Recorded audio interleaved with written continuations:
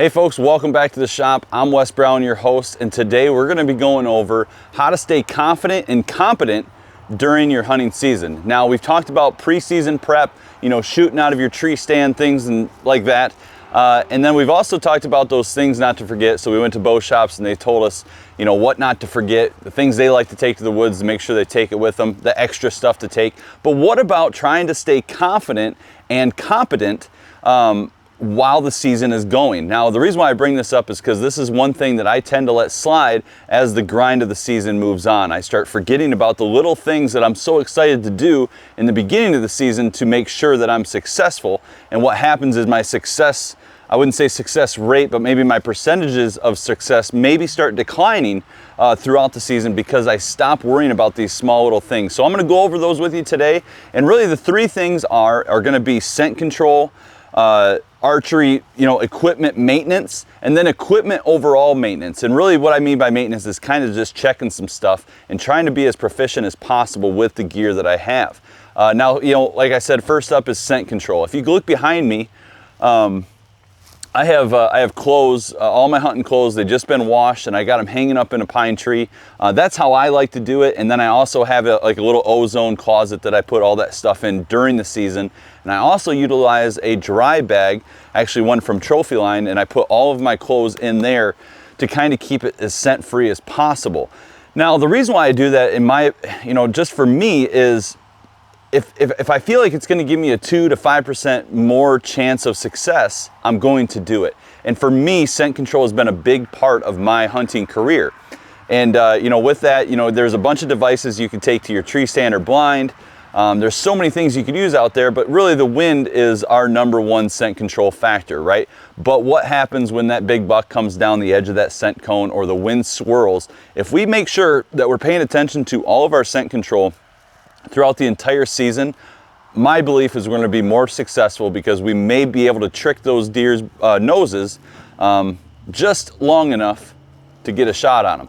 Now, what happens throughout the season as that grind moves on is that we start forgetting to do the little things like changing in the field. Maybe like we come back from a long day in the stand, we're like, I'll just jump in the truck with my stuff on and get home and I'll throw it in the ozone. Now, that might work. It's worked for me in the past, but in my experience, it's changing in the field and undressing to get back in your truck in the field is the best possible way to stay as scent free as possible. And it mitigates the use of ozone on your stuff all the time, or it mitigates the amount of washing that you do to your gear. We spend a lot of money on our clothing as hunters, our camo and things like that. And the more we wash them, the more we use ozone, the more those things may deteriorate over time and we want them to last longer. So making sure that you do the right thing throughout the entire season to try to keep all that scent off of there is going to make sure your gear lasts a little bit longer, And if you get to a point where it's like, man, I think I need to wash them, but they're really not dirty, hang them outside on a couple dry days, spray them down with some, scent spray. And, usually letting it being out there in the sun and some other odors in the outside that's not associated with maybe with vehicles is usually the best bet. So make sure you pay attention to that during the season. Now, next up is going to be our archery equipment, right? And so what I say about proficiency during season is that we like to forget about shooting during the season, right? Because we're so worried about getting out and hunting. Maybe we have a 40, 60 hour a week job, depending on whatever you got going on.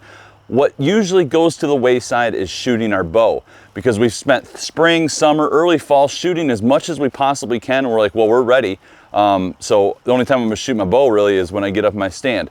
I don't think that's the right answer. I think that as us hunters, we need to find time during the season to shoot as many arrows as we can. Now that doesn't mean, an hour long out in the field shooting your bow, trying to figure other things out. My rule of thumb is that if I have a max yardage of 60 yards that I'm ready to shoot a deer at, and my closest is gonna be 20, I'm probably gonna find something in the middle there to shoot from. And what I mean, like for me, I shoot at 38 yards. I run a torch and I go to 38 yards on my dial, and that's what I shoot while the season is going. Now, I'm not out here shooting 20, 40, 50, 60, 80 arrows. It might be just 3 arrows before I head out to my stand here at my house, or, 20 minutes in the middle of a Saturday when I'm not hunting is I'm out here shooting 3 or 4 arrows. Now I don't want to overcomplicate it because I don't want to put any doubt in my head. I came off of the summer into hunting season with very full confidence in my gear, and I want to keep that confidence. Now, of course, if there's a problem, you got to solve it. Here's a song like that.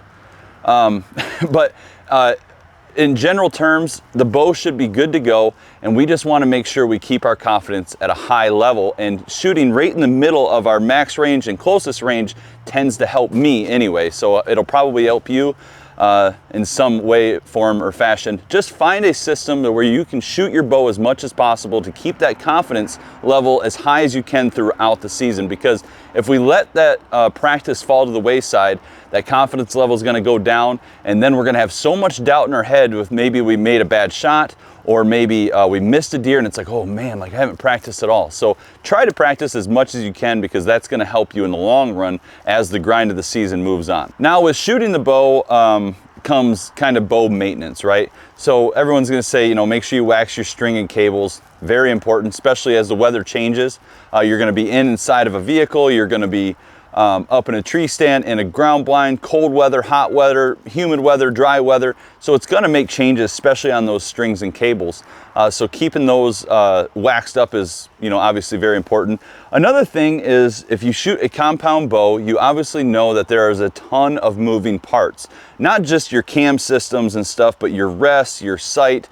There's so many screws and bolts that could possibly come loose. Now with anything mechanical in this world, something's going to loosen up or go wrong, and so that's one big thing that you want to make sure you have tools for, is for your bow. Now I'm not saying being up in your stand and you're tightening everything down or over tightening it to make sure it never moves, but just doing like a general maintenance, maybe once a week. You know, if you're sitting there shooting your bow in the yard, it's like, well, let's check the bow, let's go around to every single screw. Don't over tighten it, just make sure everything's nice and snug like it was. Shoot the bow again, make sure nothing moved.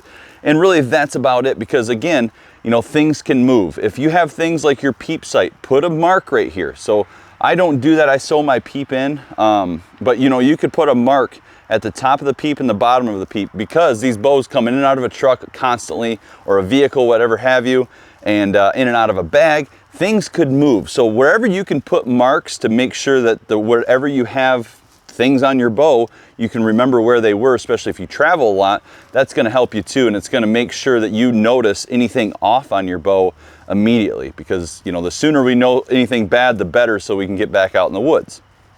You know, coming up and down a tree stand, there's so many things that can go wrong with a bow, and you know, you just got to make sure that you're paying attention to all the ins and outs of what your bow has on it, and to make sure everything is consistent as possible. On top of that, you know, make sure your rangefinder has new batteries for the season.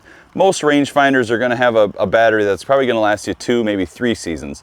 But you know, if I look through this right now, I have a full battery on this one. Two weeks ago I had a half a battery, so I just switched it out. And I know that my rangefinder is going to last me 2 seasons.